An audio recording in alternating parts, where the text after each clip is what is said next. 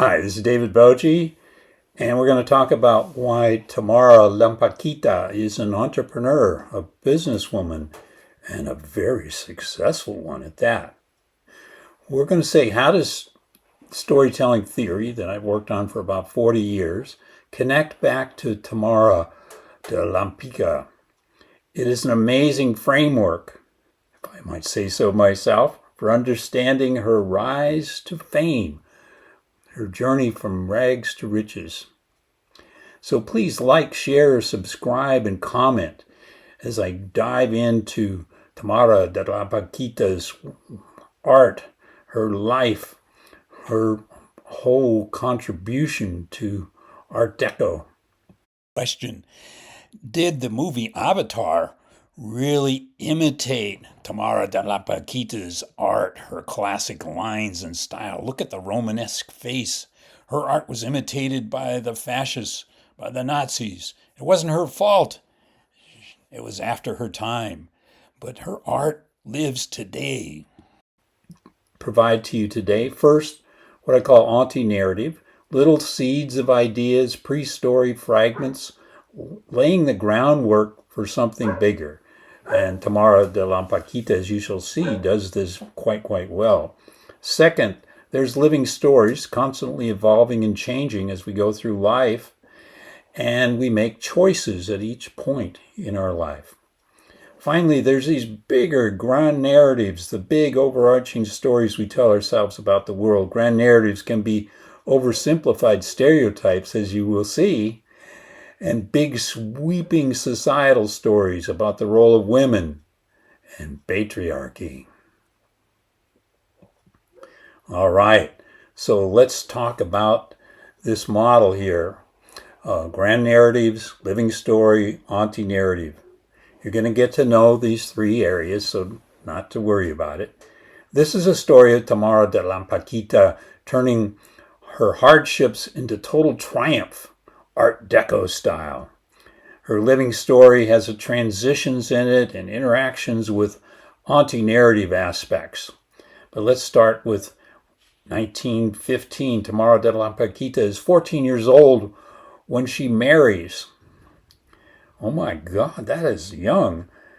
September 16, 1916, she turns 15 and Cosette is born.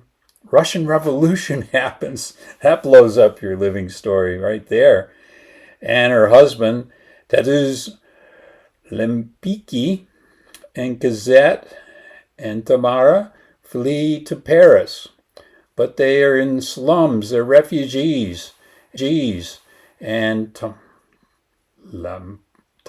de Lempicka is 16 years old, very young.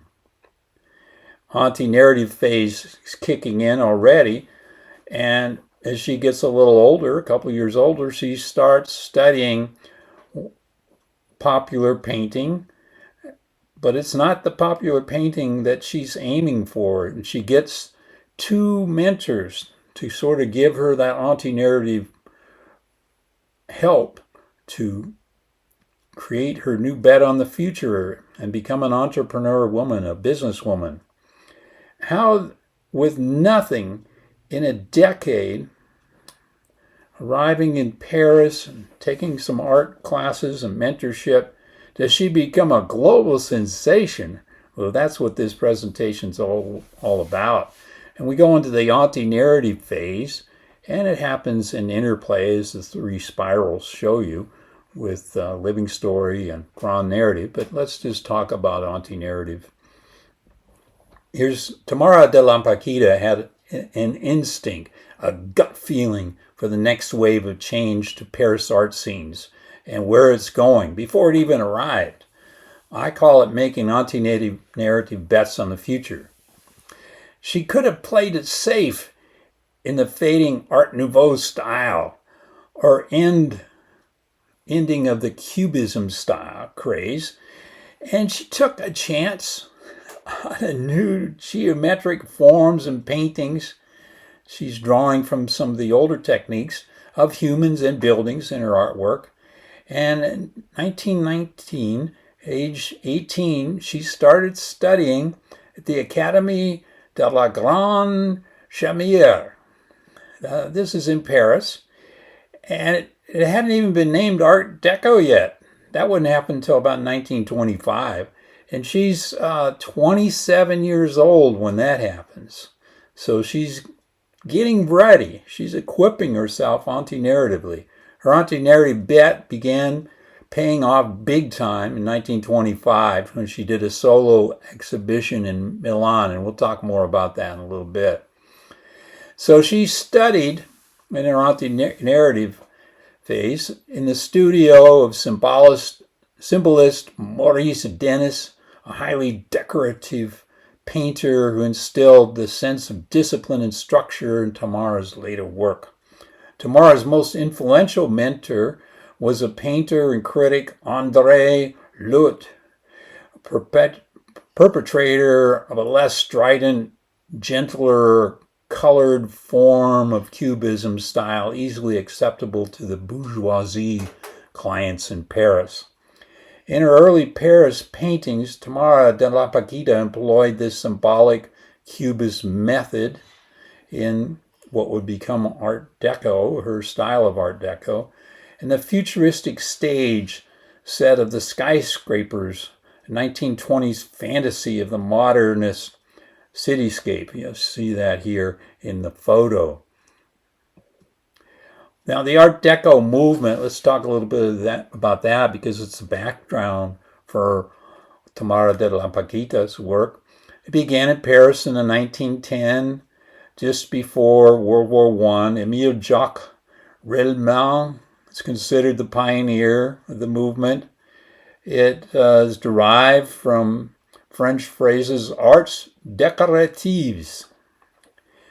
And the movement was named after the 1925 International Exposition of Modern Decorative and Industrial Arts, which took place in Paris. And you'll see that Tamara de Lempicka is getting ready for this. Among the formative influences on Art Deco were Art Nouveau, the Bauhaus, Cubism, Serge Dinghiller's Ballet Russe. Decorative ideas come from American Indians, Native Americans, Egyptians, and early classical sources, as well as from nature, but it's a very stylized nature. You probably wouldn't recognize nature. It's just geometric. And it continued until the start of World War II in 1939. Now, while Art Deco movement is coming up and going on, what Tamara de Lempicka contributes will continue way after World War II, and you'll see this. Now, let's talk about the living story aspect of this theory that I'm talking about. Jacques Derrida's living story is an alternative to corporate narratives, seeking to impose coherent linear narratives on events, a beginning, middle, and end. So he has this notion of a living story, right? And an alternative. Now, the Tamara de Lempicka's living story phase captures this notion from Derrida of a lot of upheaval and a lot of uncertainty and twists and turns. So Lempicka is born in Warsaw, Poland, then part of the Russian Empire to a wealthy family. And now you go on from there, and age 14 she marries this lawyer, a Polish lawyer, in a Roman Catholic church, although she has Jewish background, in St. Petersburg. And the next year, Gazette is born, and Tamara de Lempicka is only 15 years old. Now, a year later, right, she's going to be 16. The Russian Revolution begins in St. Petersburg, where she is. The Bolsheviks storm the Winter Palace and seize power from the provincial governance. So her living story is like turning around in a dryer at high speed. It's real turbulence. Age 16, she has to flee to Paris from that Russian Revolution, but she's in poverty. She's a refugee, and she goes into the slums to live with her family. At age 18, a couple years later, she starts her anti-narrative phase with picking out her bet on the future to study at the Grand Seminaire, and develops her own style. It morphs into the Art Deco painting. Her two mentors are Maurice Denis and André Lotte. Now the living story phase continues, and now it explodes the whole timeline. And here's how. Well, in the mid-20s, Lempicka takes off on her career, and she studied these new art forms and remnants of the old ones. She does her first solo exhibition scheduled in Milan, and Tamara is 27 years old at this time. So she's gone from about 19 to 27, really learning her craft. And Lempicka paints portraits of the Marjorie Ferry, a work that later fetches a record, and we'll look at some of the prices of her art, prices at an auction. And by this time, she's 32 years old. Lempicka's fame grows, so she's kind of her living story and the anti-narrative strategic aspect of her entrepreneurship are commingling here. And Tamara's fame grows in the 1930s, and she becomes a prominent figure in the Art Deco movement. In fact, she's one of the leading figures. Now, Lempicka's fame grows more, and she becomes a prominent figure internationally and for womanhood. So she's a leader in women's movement back in the 1930s. And from the 20s into the 30s, really. She paints a portrait of Marjorie Ferry worldwide. Work fetches and auctions a record price, and she's 34, and I'll tell you that price if you stay tuned here. And Lempicka and her second husband, Baron Raoul Kofner, moved to the United States. World War II breaks out. Tamara is 41. They have to move because she has a Jewish background, and because it's crazy there is Nazism and Mussolini fascism, and everything is going crazy for her. So they moved to the United States, and later on they moved to Mexico. And Lempicka reflects on her career, and we'll look at that retrospective interview when she's 76 years old. So you kind of see a timeline of her life, but these anti-narrative moves and still quite a bit of turbulence spinning around in her spiraling living story. All right, this is where the anti-narrative force structuring comes in. I want to hone in on that. It is having the vision to anticipate trends, see what's coming before it's even a thing. And Tamara de Lempicka was amazing at force structuring, especially with Art Deco. She was creating it before it was even a thing, right? Art Deco was just starting out as a decorative and as architecture and jewelry and things like that. And she started using these geometric patterns and sleek lines in her painting. Now, Lempicka had the anti-narrative foresight to see the potential and make what I call bets on the future before entrepreneurship instinct in the creative fields. She was shaping the market for her art, not just responding to the market. Big distinction. She was making anti-narrative bets on the future, like attending the school, like getting mentorship, like entering her work in a show, etc. We'll talk more about that. And it makes you wonder how much of our world today is shaped by these anti-narrative bets on the future, about a future that's arriving. It's not even here yet. It's not the past rolling over into the future. No, she's making new trends. Tamara de Lempicka was brave enough to assess the risks, make her bet, and just go for it. appreciate even more that she pushed boundaries, challenged conventions for the role of women in art. Now, this anti-narrative phase, her first exhibition in Milan, she prepares 28 paintings in 6 months. That's a lot of hard work. That exhibition gets her featured in Harper's Bazaar magazine. This leads to a major commission from the super influential German fashion magazine Die Dame. And Tamara goes from struggling artist overnight to art world darling, and it's not just luck. Tamara de Lempicka had this amazing sense of timing, anti-narratively, a deep intuition, understanding of what was happening beyond the art that was there in the day.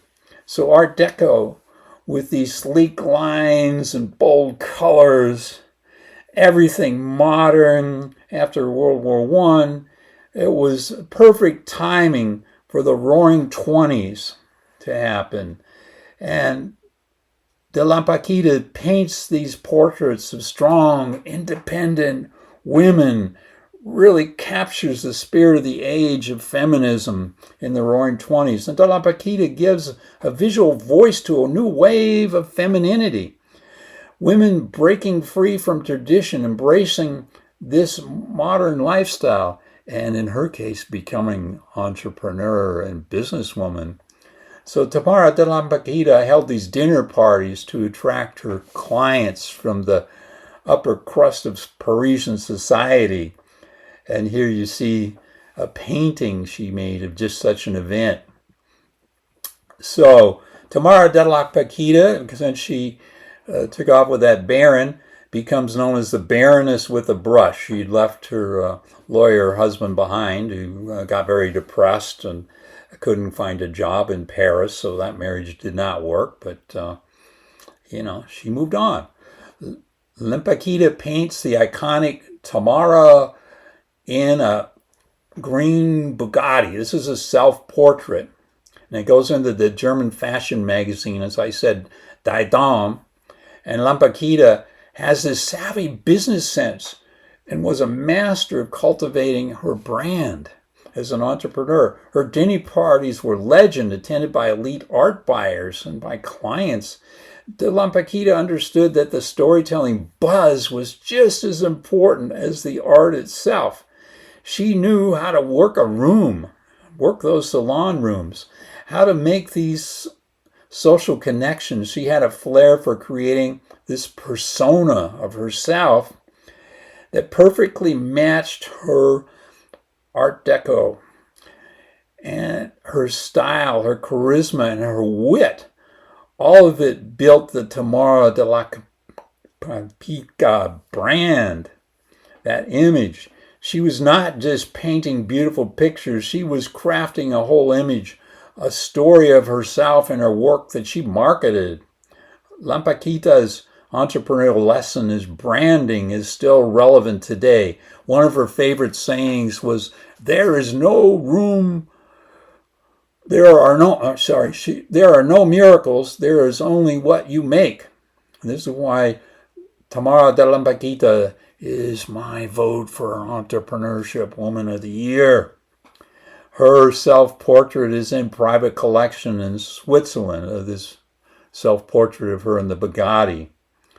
Why is Tamara Lempicka an entrepreneur? You probably figured it out by now, but let's get going here. Fame continues. 1980, Lempicka dies, however, in Mexico at age 82, Cuernavaca. And February 10th, 2020, a portrait that she had done in 1932 called Marjorie Ferry, Portraits of Marjorie Ferry, sells for $21.2 million. That's a lot of cash at Christie's auction, setting a new auction record for a work by de Lempicka. First woman artist featured on the Christie's London auction catalog, says the Wall Street Journal. Another painting sold for $14 million. Tamara de Lempicka's portrait de Romana de la Salle She did these portraits for the well-to-do people and for her friends sometimes. Oh my God, set her second highest selling work. Now this one I don't have an exact sales figure because it's confidential in the auction house, but I'm guessing it sold for about $1 or $1.2 million. It's the portrait de Mademoiselle Pomme Rochou, oil on canvas. So any of these paintings now are fetching hundreds of thousands of dollars or millions of dollars. And many of them are in the hands of private collectors. So retrospectively, she reflects on her own grand narrative because you do all this anti-narrative work as an entrepreneur, making bets on the future, etc., going beyond the art of the day, bringing in new style. You confront the grand narratives of your time, but you can become a grand narrative. And here's what grandmother Tamara de Lempicka says in 1974, a few years before she died. I was the first woman who did clear painting, and that was a success of my painting. And the galleries began to put me in the best rooms, always in the center, because my paintings attracted people. It was neat. It was finished. A century later, her work still holds value today. Lempicka paintings are selling, as I showed you, in the millions of dollars in auctions. What is it about her work that holds value? Visually, it's stunning. It's a mix of classical figures with Art Deco elements, and it still feels fresh today. There's a renaissance of Art Deco. Tamara de Lempicka's work holds value. And there's something deeper going on in her work. People connecting with those portraits of powerful, independent, strong women embodying the field of liberation and self-possession that I think really resonates with people today. She captured that moment in time in the Roaring '20s when women were breaking free from those traditional roles and demanding to be seen and heard. So one of the striking things about Tamara Lempicka's work is how strategically she built her career in the anti-narrative entrepreneurial phase and aspects of her work. And again, the anti-narrative intertwines with the grand narratives. We're going to get deeper into that and living stories. But her amazing mix of talent, hard work, and a knack for self-promotion. She was a marketer. She was an entrepreneur, a real businesswoman. We talked about her legendary dinner parties, building a relationship with elite art buyers. She was a master networker also, convincing wealthy patrons to buy her paintings. She was like a 1920s influencer on social media before social media happened. She was a personality embodying elegance and sophistication that you see in her paintings. She is an example of aligning her brand with her work, and you can do this too. Grand narrative phase and its challenges. Okay, what I haven't talked about so far, and I hope you're going to stay tuned for this, is the challenges that Tamara de Lempicka faced on her journey. And her rise from rags to riches story, that living story, super fascinating, but she had to deal with a lot, especially as a woman in a male-dominated art field. We're going to turn to that next. To understand how she did it, I want to get into microstory. That's in my 2001 book. There's a chapter on it. It's the stories of the little people and how they navigate when the grand narratives possess a whole population or part of the city they lived in. So for Tamara de Lempicka, it meant pushing back on that whole attitude that women could not be serious artists. And she challenged the whole system. So exploring the grand narrative, Art Nouveau became its own kind of grand narrative, and she has to fight that because that's what people were buying. And from the 1880s until the First World War, Western Europe and the United States witnessed the development of Art Nouveau, meaning new art, taking inspiration from an unruly aspect of the natural world. It kind of reduced and stylized natural world to geometric lines. So you can see how that becomes relevant to the Art Deco movement. So as an example, Tournée du Chat Noir, 1896, by the Litval Alexandra Steinin. And you can look at other examples yourself. But let's look at the whole brick walls, the glass ceilings she faced. Who were the Art Decos? Well, they're all men. Paul Pernaut, a fashion designer. Jean Dupois, a French painter and designer. A.M. Cassandra, couldn't find a photo, but he's a graphic designer and influenced by making Art Deco posters. Then there's Émile Jacques Raymond, primarily a designer, but he dabbles in the Art Deco movement, focusing on luxury interior design of homes. Then there's John Dunard, a Swiss French artist, renowned for his lacquered screens and other decorative objects. And then there's René Lafitte, a prominent glassmaker and jeweler. So many of these are not exactly into the painting, but they typify the patriarchy of the 1920s art scene and its grand narrative. The grand narrative that said only men can be serious artists. So Jacques Derrida, French philosopher, says a violent instrument, that's what a grand narrative, of torture, which imprisons life and other voices. So think about women's voices who are trying to be artists like Tamara de Lempicka, and it's in a men's dominated patriarchal art scene. So the grand narrative, it's men's art. Imagine having to downplay your identity as a woman just to get your work seen. Early on, Lempicka had to sign her husband's name just to get in the foot door. She signed her husband's name on her art, passing it off as male art. Someone as talented as Lempicka had to fight hard for basic recognition. But she was a total force. She was a whirlwind.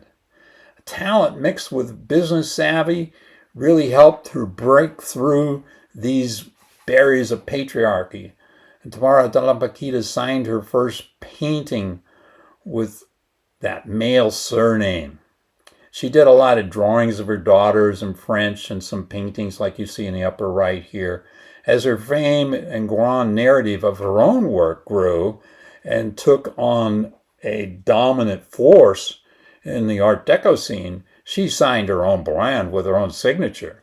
Tamara daughter Gazette with Teddy Bear here in 1922, and it's before the Milan exhibition of her work. So female painters of Art Deco movement at the time, well, there's Tamara de Lempicka. I've been talking about her, glamorous portraits with strong geometric elements. Leading figure, becomes a leading figure. There's also Sonia Delaunay, a prominent artist known for her simultaneous style, exploring color and movement in her paintings. Perhaps we should do a study on that. And let me know in the comments. Grand narrative challenges. Tamara de Lempicka's story reminds us that even the most individualistic journeys can be affected by those grand narratives that are big forces in the art scene and shaping the world. But other grand narratives like war, World War I, and then it's going to become World War II, the dictator, Mussolini, the fascist, Nazism with Hitler. These things are rising up as grand narrative challenges for her, especially given her Jewish heritage. Her artwork was later used by fascist regimes, showing you that a very unsettling example of how art can be taken and twisted and appropriated and used for things that Tamara de Lempicka had no idea that it would be done this way. It was the Romanesque nose, the statuistic pose, the modernistic buildings, The dictators and fascists of the time really appropriated her art for their own purposes. We we are all influences by forces that can be both good and evil, good and bad.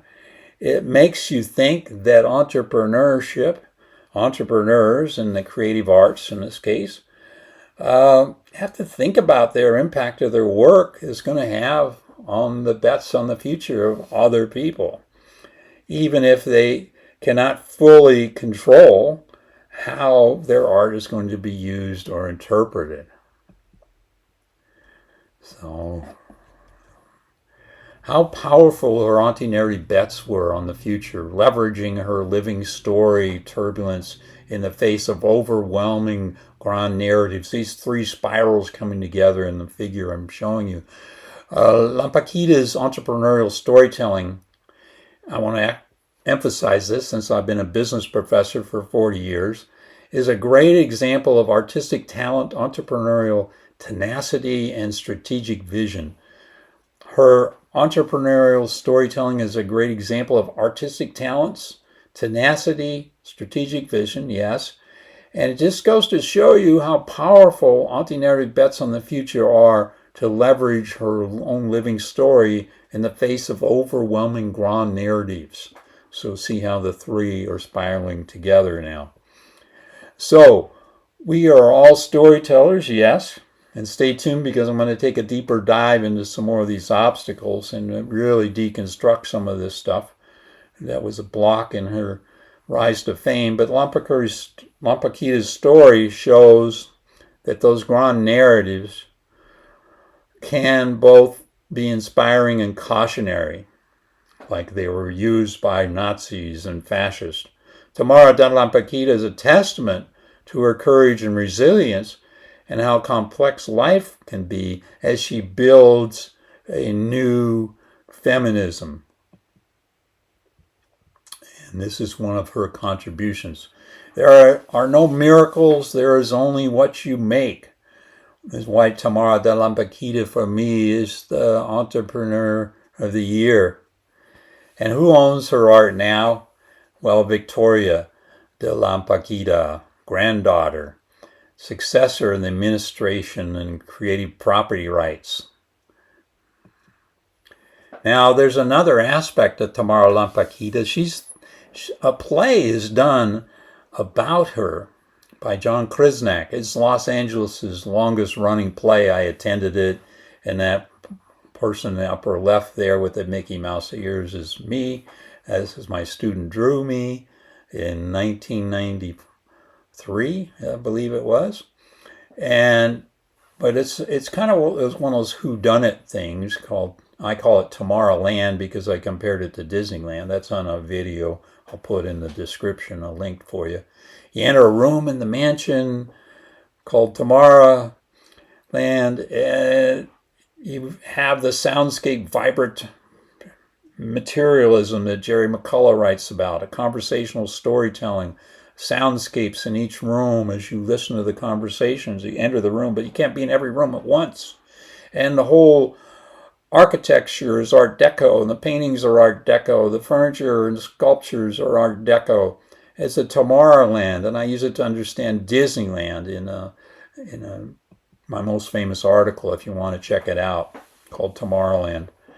At the play, each audience member receives a passport stamped 1927, and they're reminded that they're entering Mussolini's museum. So this is a very political statement about grand narratives and the resistance, because there's some spies working for Mussolini, and there's some spies trying to get a war hero to stop using all kinds of alcohol and womanizing, etc. And I won't go into the details because I'll get a bad rating on YouTube, but I want to keep this PG. But the point is, as you go from room to room, these characters, since they're hiding their spyness, are switching persona from room to blend in and to get information or to not be identified as a spy. So Tamara is the name of the expatriate Polish beauty and aristocrat, Tamara de Lempicka, and she's summoned to Paris to rescue or keep entrapped, it could go either way, this D'Annunzio, the military hero. And instead of remaining stationary, the audience is splitting up and going to room. You can't be in more than a room at once, and so you have to talk in hallways and talk over dinner, and you have to go see this play like a dozen times. Now, let's say there's a dozen people on a dozen stages.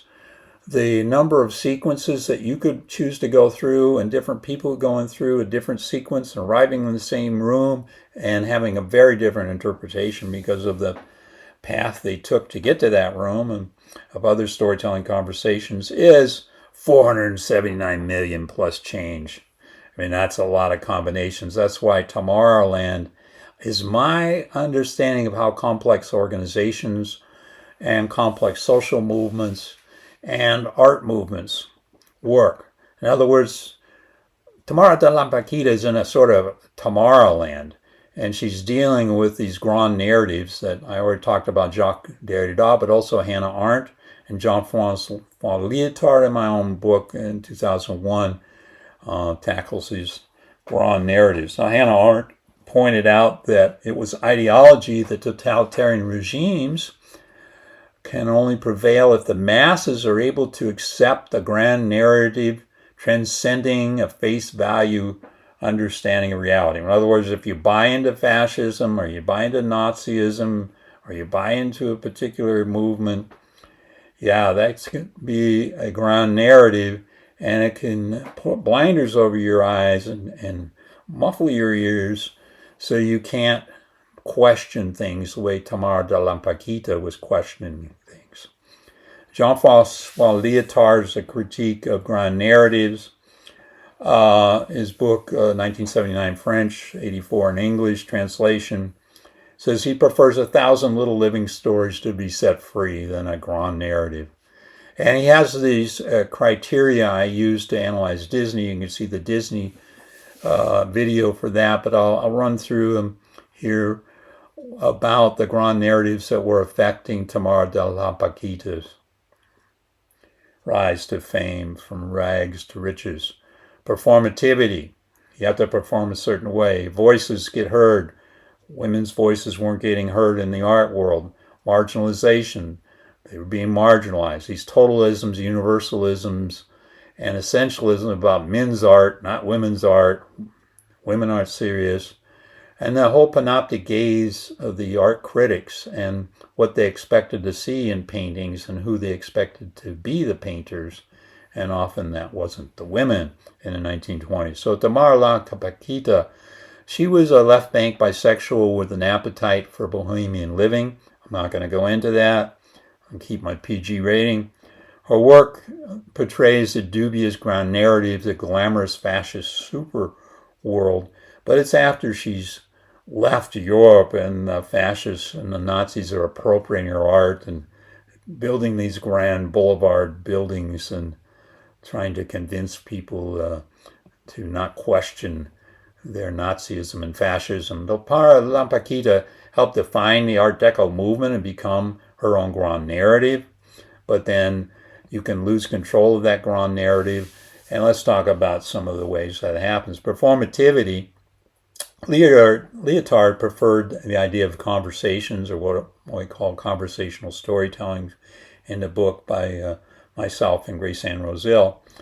And this performativity tendency, like luxury and opulence, were also often accompanied by sensuality and glamour, permeated Tamara de Lempicka's work as part of her selling of that work, to the point of veering towards an eroticism.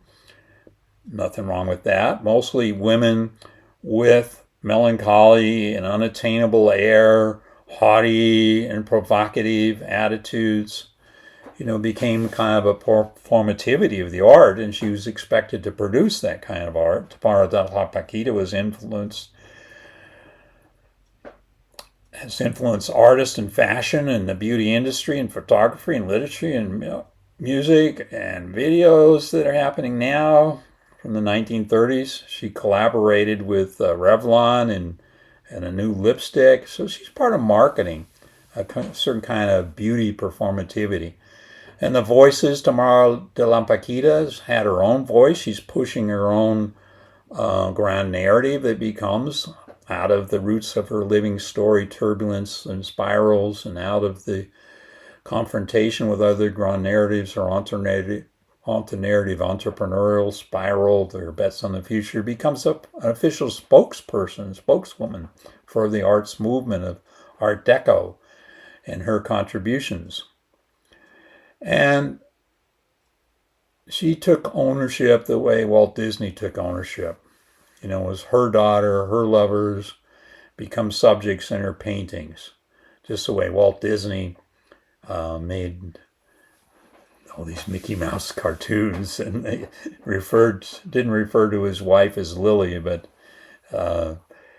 so marginalizations, anti-Semitism was rampant in Europe, especially with Hitler's rise to power, Mussolini, etc. And so she had to leave Europe because of that.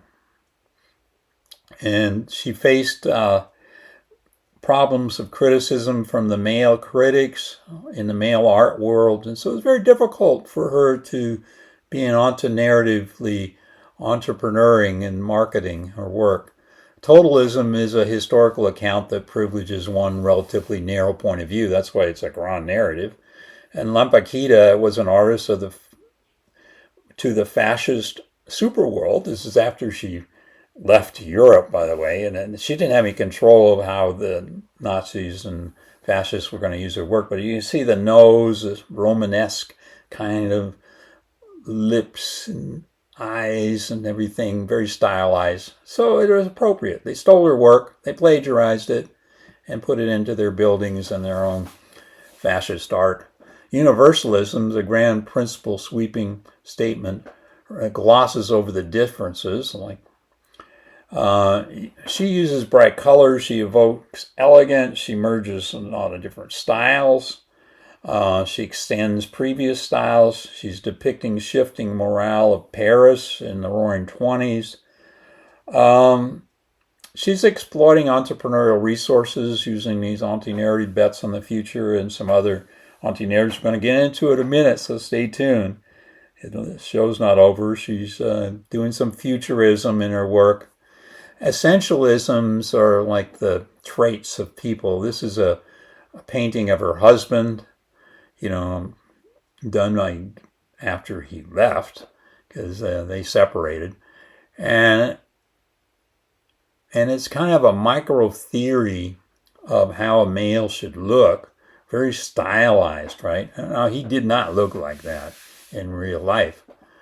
In Tamara de Lempicka's world, women are also fierce and independent and effortlessly stylish and unattainable and idealized in a certain way.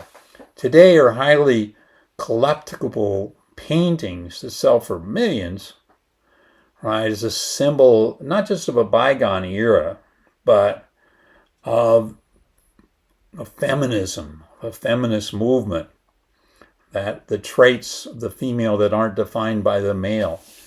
But there is Tamara's gaze, and one could say it's a male gaze, but it's not. It's the female gaze of the Roaring '20s, and she embodies Art Deco's spirit and portrayed high society women in boldly erotic terms, yes, but it breaks with the male gaze.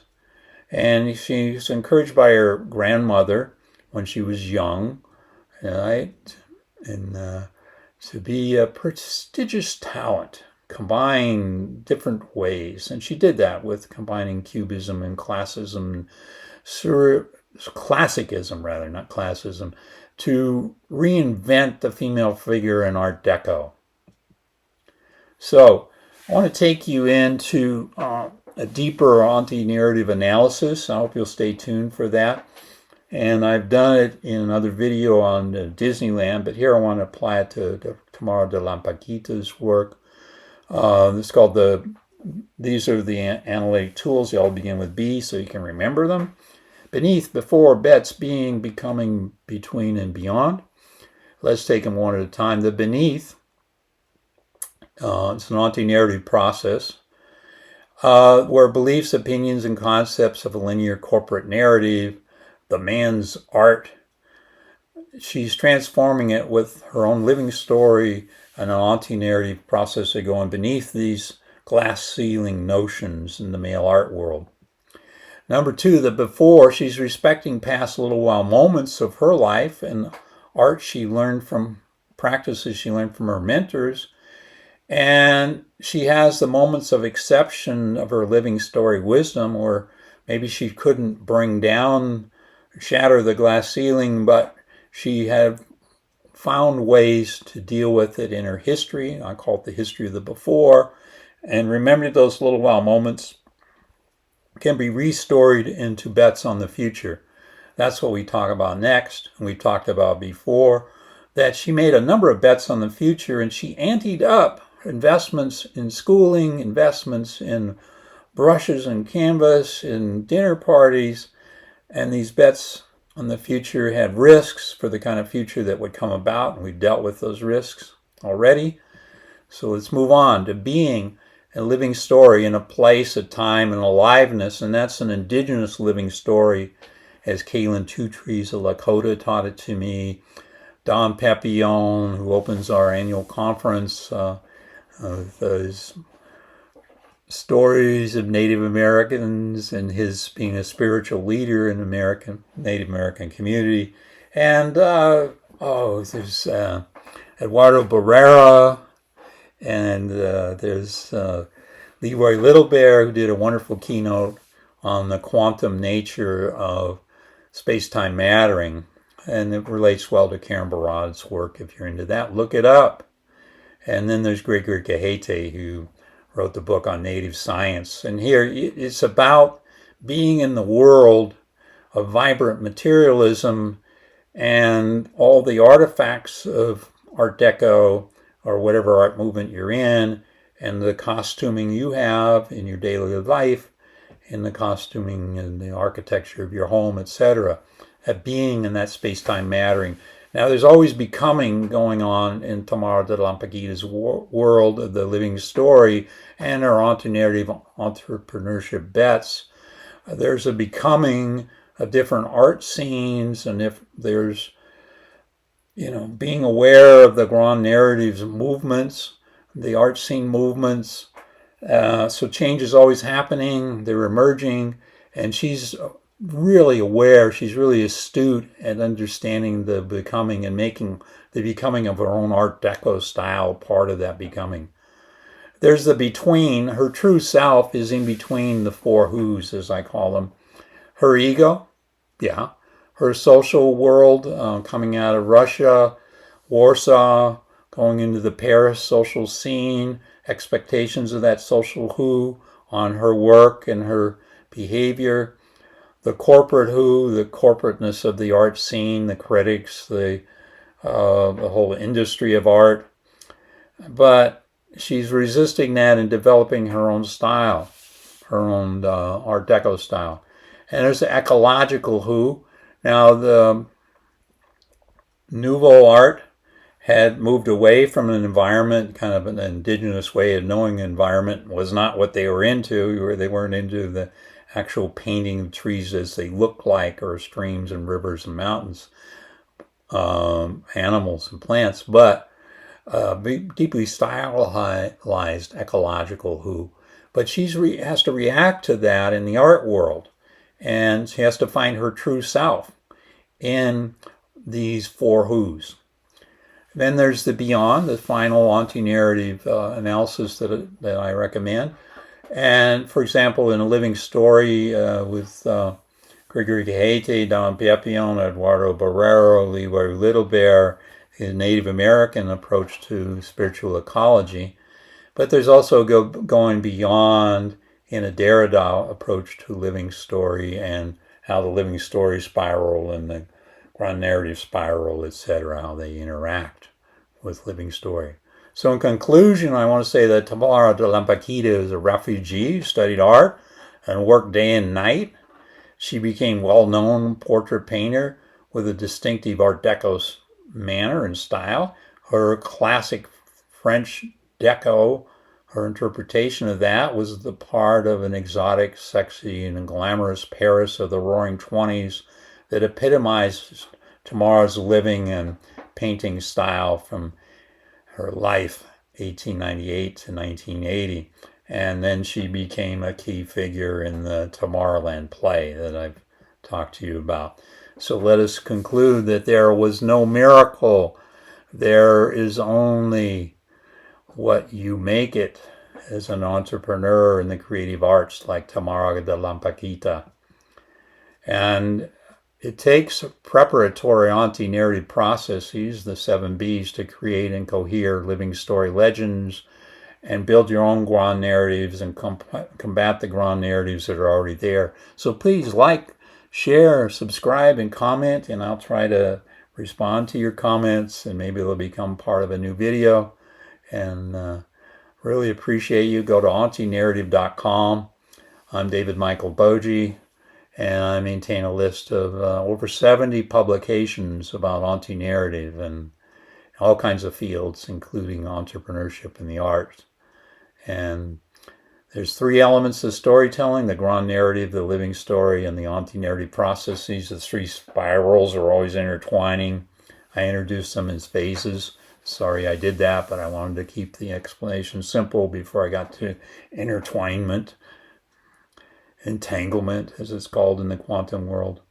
So I hope you've enjoyed this talk about the decline of the Art Nouveau, the rise of the Art Deco movement, Tamara de Lempicka's rise in that through her understanding of grand narrative, living stories, and anti-narratives, and featuring her in TamaraLand.